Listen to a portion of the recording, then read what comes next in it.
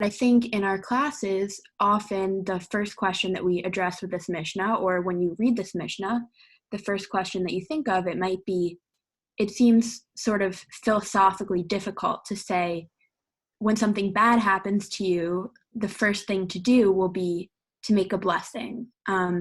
It seems sort of hard to say to take a bad thing that happens to you and for your first thought to be, okay, now I'm going to make a blessing. So that is one thing that we consider with that Mishnah. But the first thing that the Gemara asks about it, which I thought was interesting when I was learning it, is actually it discusses, it says, what's the case? And the case that the Gemara brings to explain this Mishnah is when it says, when the situation that you're in now is bad, but you know that the outcome later will be good. So the example is a dam breaks on your property or next to your property, and then water flows onto your land with sediment that will enrich your soil. So the dam breaking right now is something bad, but the outcome later is going to be good because you're getting this water onto your property that's going to have a good outcome for your land. So it's a pretty specific case, but basically the idea is there's this bad thing that's happening now that's leading to something good later. And so the Gemara's question is sort of, okay, we have this bad thing happening now that you know is going to lead to something good. So we have a blessing for bad things that happen, and we have a blessing for good things that happen. Which bracha do you make? If you know that it's going to lead to something good later, can you make the blessing for something good, or do you make the blessing for something bad? And the answer is, you have to make the bracha for something bad, because in the moment, what is actually happening to you right now is something bad, even though you know that later it will lead to something good. So I thought this was interesting for a couple reasons. Also, the Gemara brings the flip side where it says, what about if it's something good that will lead to something bad?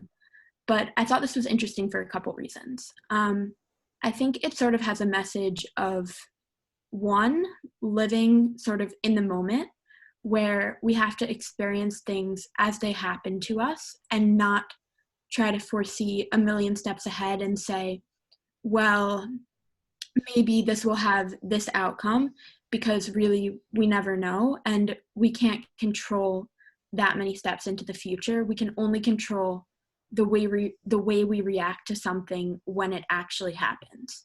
So I think what this is telling us is when something happens to us, we can say, okay, I'm gonna take what just happened to me, and I'm gonna react to it by reciting a bracha. But beyond that, I can't control. So maybe it will have a good outcome, and maybe it won't in the end, but I don't know, and I'm not in control. So I can be in the moment, but that's all I can do. So I think in a time like this, where a lot is feeling very uncertain and we don't know when we're going to go back to school, we don't know exactly what's happening beyond the day-to-day, there's not much we can do right now beyond saying, I'm going to take this as it is, and I'm going to recite a bracha on what it is right now, and then I'm going to go from there. So with that, I'm going to wish you all a Shabbat Shalom, and wish that hopefully from there, everything will get better. Amen. Thank you. Yara, if you can lead the Hadron. Okay. Hadron alach masachet brachot v'hadron alan. Datan alach masachet brachot v'datach alan. Lo noshe minach masachet brachot v'lo tit noshe minan. Lo be'alma hadin v'lo be'alma da'ate. Harev na Adonai Eloheinu et divei Toratecha b'pinu ובפיות עמך בית ישראל, ונהיה אנחנו כולנו וצאצאינו וצאצאי עמך בית ישראל, כולנו יודעי שמך ולמדי תורתך. מאויבי תתחכמני מצוותיך, כי לעולם היא לי, והיא לי בי תמים בחוקיך, למען לא אבוש לעולם. לא אשכח פקודיך. כי בם חייתני, ברוך אתה אדוני למדני חוקיך, אמן אמן אמן, סלה ועד. מודם אנחנו לפניך אדוני אלוהינו ואלוקינו, ששמת חלקנו מיושבי בית המדרש, ולא שמת חלקנו מיושבי קרנות, שאנו משכימים והם משכימים, אנו משכימים לדברי תורה והם משכימים לדברים בטלים. אנו עמלים והם עמלים, אנו עמלים ומקבלים שכר והם עמלים ואינם מקבלים שכר. אנו רוצים והם רוצים, אנו רוצים לחיי העולם הבא, והם רוצים לבאר שחת שנאמר ואתה אלוהים תורידם לבאר שחת. אנשי דומם ומרמה לא יחצו ימיהם ואני אבטח בך.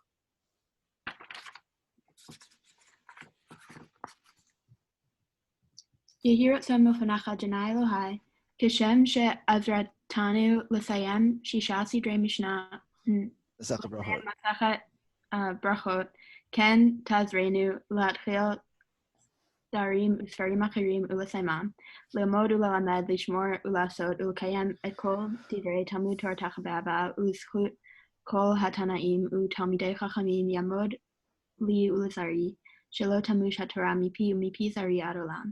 בהתקיים בינו בתחילתך תנחה אותך, ושכבך תשמור עליך, והקיצותה היא תשיחך, כי בי ירבו ימיך. יוסיפו לך שנות חייך, אורך ימיך וימינה, בשמאלה, עושר וכבוד.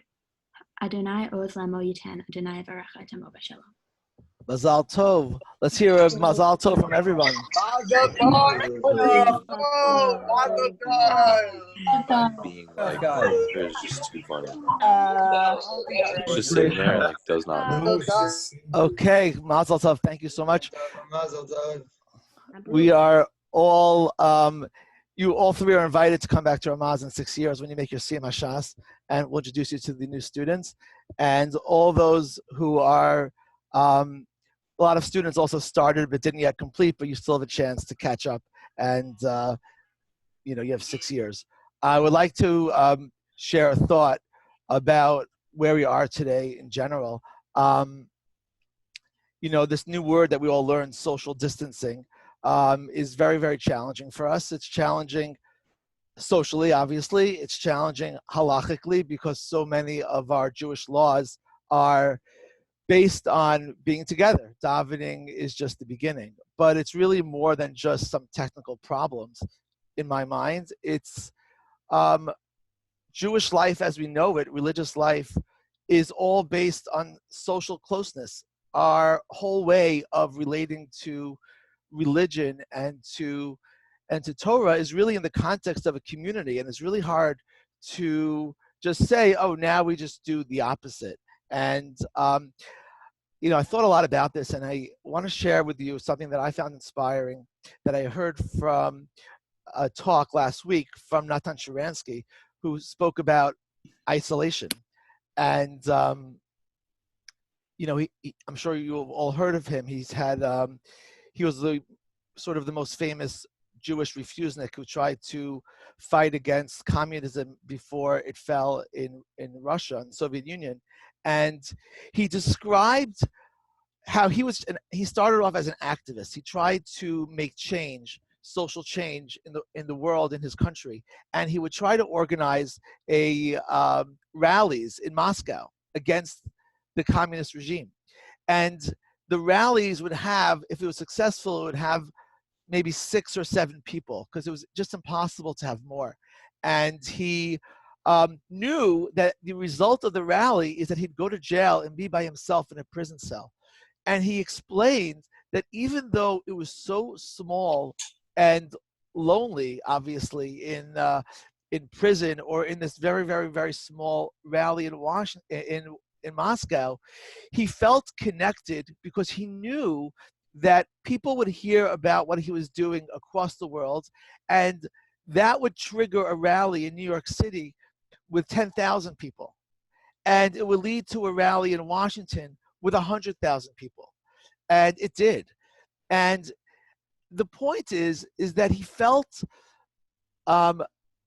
maybe physically alone, but he didn't feel existentially lonely because he felt connected to many other people, even if they weren't with him, because of the impact he made and because of the shared goal and values that he shared with so many thousands of people. And in many ways, I feel the same way, that we're so isolated, all of us in our little boxes on the Zoom all the time. But we also should feel very connected, that we're all doing what we're doing alone for the common purpose. And we really are a community as we work together to try to keep ourselves safe and healthy, to keep our community and really the entire world as safe and as healthy as possible.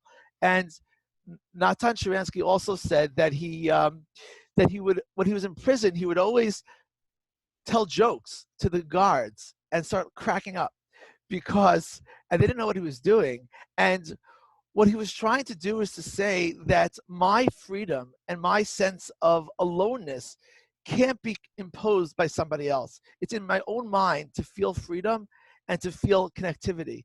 And you might try to take it away from me, but I have the choice of what to do with that, and whether I'm going to internalize my loneliness or I'm going to see myself as profoundly connected to my history, to the future of the Jewish people, and to all the people around the world who are in support of me. And I think in the same way, we have a responsibility to be empathic to those who are struggling, to be happy and to keep our moods up, to make the best of our situations, and to really feel a sense of connectivity and community to everyone in our school, to everyone in the Jewish world, and to everyone in the entire world. And I hope that we will physically see each other as soon as possible. And I'd like to wish everybody a Shabbat Shalom. You,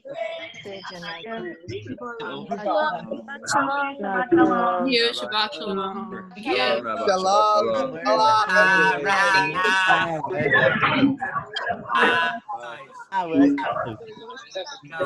Say Shabbat Shalom. Druid. You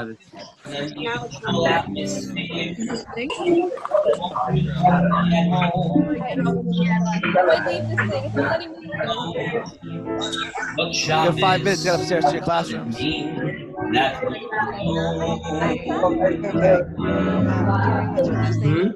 Watching us,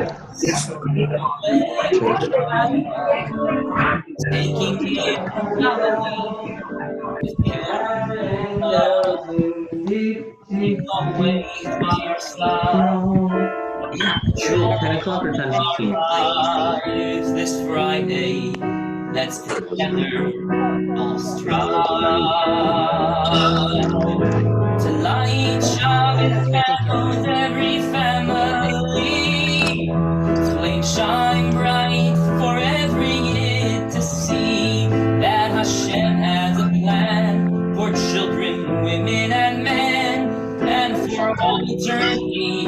He pleases Shabbos like a special night. Candles burning, what a beautiful sight. Every year in their home, we are never alone. And together we're so strong. Let's all have Shabbat Shalom. Wait, not on your. And then I told Yaakov, I said, tonight I'm going to be on a call with Rabbi Krohn. All of you Chashuva Bar Mitzvah boys, let's make a special stanza for you. And he wrote the following.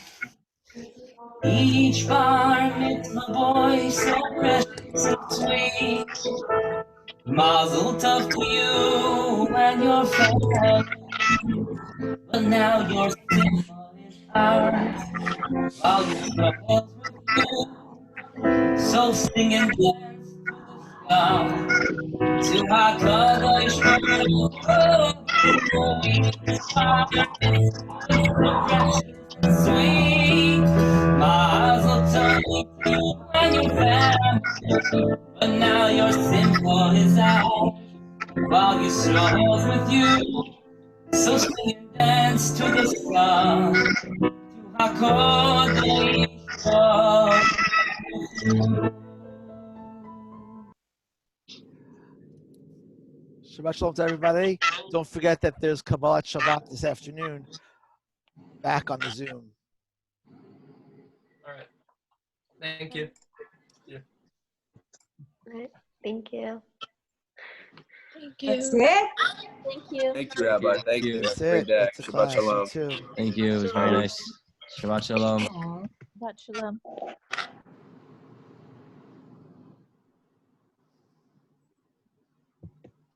Okay. Bye.